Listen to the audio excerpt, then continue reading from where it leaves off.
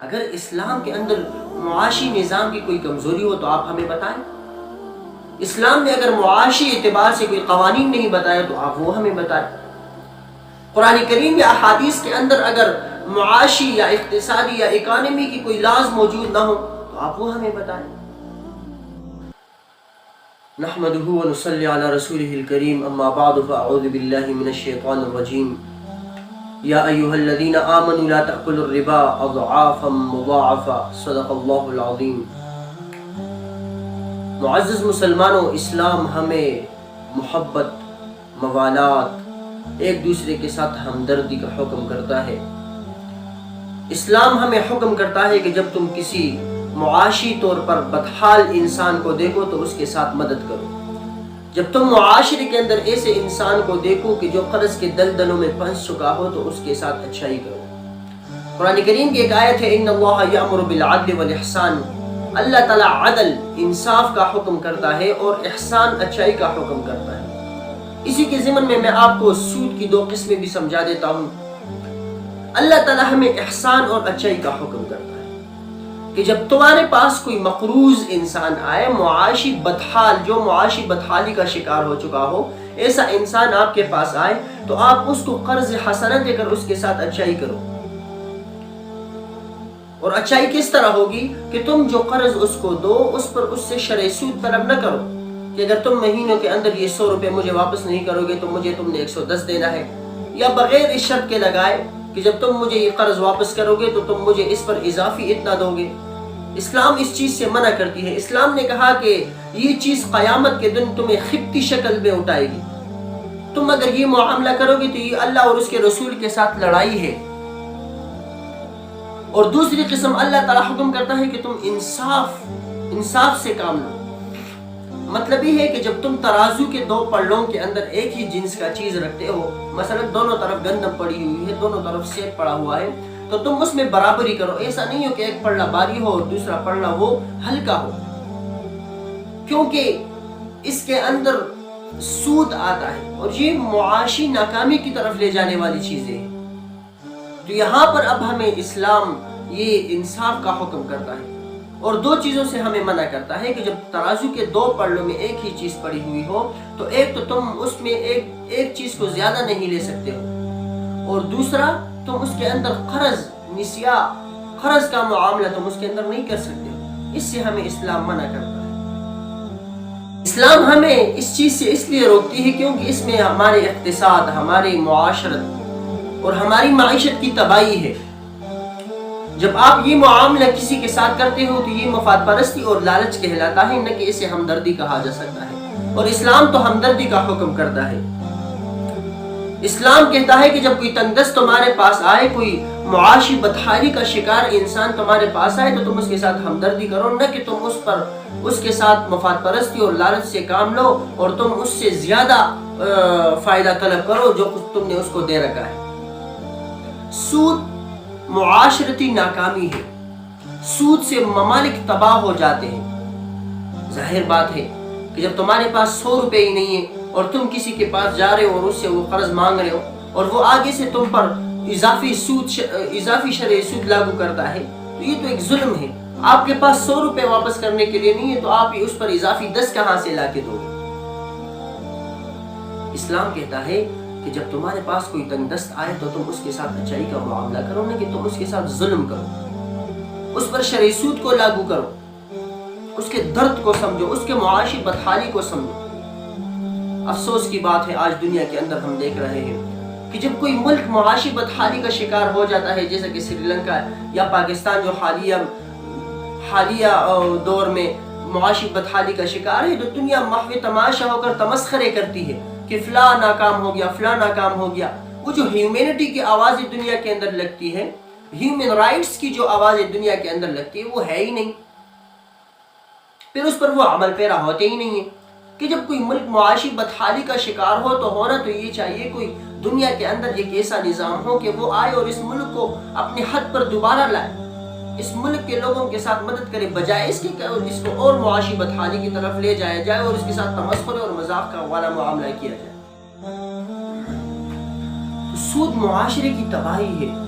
سود ایک تندرست انسان کے ساتھ ہمدردی نہیں بلکہ اس کے ساتھ ظلم ہے، یہ اس کو اور معاشی بدحالی کا شکار کرنا ہے، اس کو اور اکانومی کی لاسنگ کی طرف لے کے جانا ہے۔ آج بار بار فیڈرل شریعہ کورٹ کہہ رہی ہے کہ بھئی سود کا خاتمہ کرو، سود کا خاتمہ کرو۔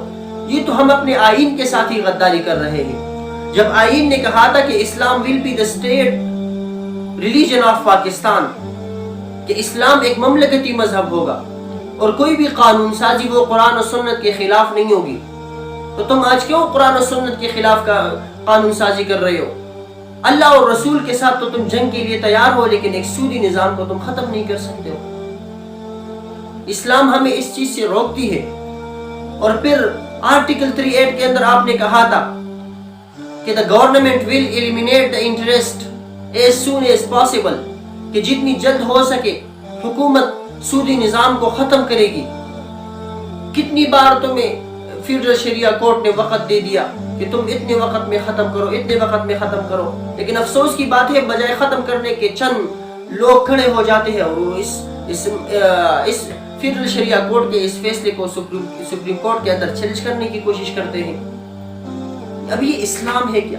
یہ مسلمانی ہے کیا؟ یہ تو ہم مغربی رویوں کی طرف چل رہے ہیں۔ وہ اقبال نے کیا خوب کہا تھا کہ تم سورج کا ڈوبنا ہر روز نہیں دیکھ رہے ہو مغرب کی طرف۔ یہ ہمیں کیا درس دے رہا ہے کہ تم بھی اگر مغرب کی طرف جاؤ گے تو تم بھی ڈوب جاؤ گے۔ افسوس کی بات ہے کہ پاکستان مغرب کی طرف دیکھتی ہے کہ اگر کوئی کسی چیز میں وہ کامیاب ہو گئے تو ہم بھی وہ کریں گے، کسی چیز میں وہ ناکام ہو گئے تو ہم وہ نہیں کریں گے۔ حالانکہ کامیابی ناکامی وہ اللہ تعالیٰ نے 1400 سال پہلے بیان کر رکھی ہے۔ اگر اسلام کے اندر معاشی نظام کی کوئی کمزوری ہو تو آپ ہمیں بتائیں۔ اسلام نے اگر معاشی اعتبار سے کوئی قوانین نہیں بتایا تو آپ وہ ہمیں بتائیں۔ قرآن کریم یا احادیث کے اندر اگر معاشی یا اقتصادی یا اکانومی کی کوئی لاز موجود نہ ہو تو آپ وہ ہمیں بتائیں۔ لیکن افسوس ہے، اور فیڈرل شریعہ کورٹ نے یہ بھی کہا کہ China will moving toward free interest economy, کہ چائنا بھی آج سود کے نظام کا خاتمہ کر رہی ہے۔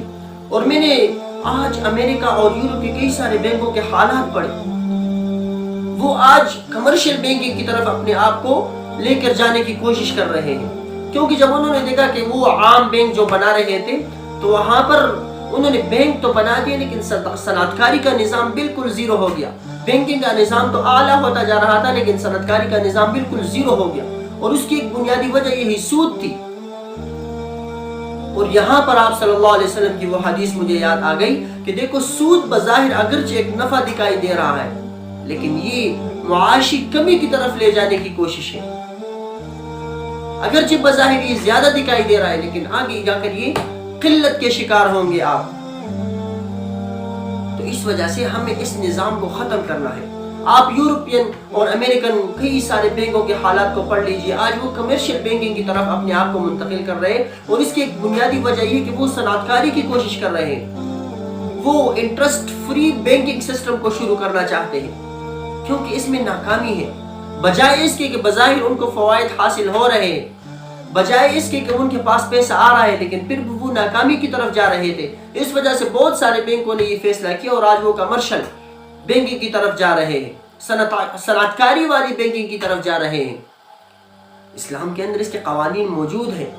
اگر آپ فائدہ حاصل کرنا چاہتے ہو، مفاد پرستی سے کام لینا چاہتے ہو تو آپ مزاربت اور شرکت کے اصولوں کے تحت آؤ، جائز نفع حاصل کرو۔ یہ تو ایک بظاہر نقصان والی بات ہے کہ جب آپ کسی سے، آپ ڈپازیٹر سے یعنی کم شرعی سود آپ اس پر رکھتے ہو کہ اگر میں آپ کو پیسے واپس کروں گا تو 10 دوں گا، لیکن آگے جب آپ مقروض کو دے رہے ہو تو اس پر 30% آپ شرعی سود کو لگاتے ہو۔ کیا یہ اقتصادی اور معاشرتی ناکامی نہیں ہے؟